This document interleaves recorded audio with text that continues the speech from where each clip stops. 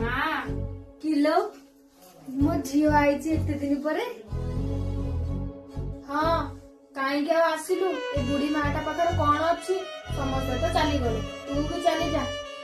ତୁ ଏମିତି କଣ କହୁଛୁ ଯେ ମା? ତୁ ତ ଜାଣିଛୁ ମୋ ଶାଶୁଘର କଥା। ମୋ ଶାଶୁଘରେ ବହୁତ କାମ। ହଁ ଥାଉ ମ, ତୁ ଆଉ କହନା। ଏତେ କଷ୍ଟରେ ଜନ୍ମ କଲି, ଦେଖିବା ପାଇଁ ଟିକେ ଆସିବୁ ନା। ମୋ ଯା ଦେହ ଭଲ ନାହିଁ ତ, ସେଥିପାଇଁ ମୁଁ ଆସିପାରୁନି।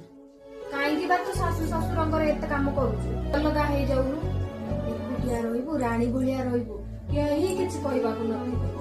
ମା ତୁ ଏମିତି କଣ କହୁଛୁ? ଜାଣିନୁ ମୋ ଶାଶୁ ଶ୍ୱଶୁର ବହୁତ ଭଲ। ତା ଛଡା ମୁଁ ଅଲଗା କଣ ପାଇଁ ହେବି? ମୋ ପରିବାର ସହ ଭଲରେ ଅଛି, ଭଲରେ ମନ୍ଦରେ ସେମାନେ ଛିଡା ହଉଛନ୍ତି। ଆଉ ଏକୁଟିଆ ରହିଲେ ପାଖକୁ କେହି ନଥିବେ। ମା ଆଜି ଯେମିତି ତୁ ଏକୁଟିଆ ଅଛୁ, ତୁ ବି ଚାହୁଁଛୁ ମୁଁ ଭବିଷ୍ୟତରେ ସେମିତି ଏକୁଟିଆ ରହେ ବୋଲି? ତୁ ଯଦି ଏମିତି ଘର ଭଙ୍ଗା କଥା କହିବୁ, ମୁଁ ଆଉ ଆସିବିନି ଘରକୁ। ନା ନା ଥାଉ।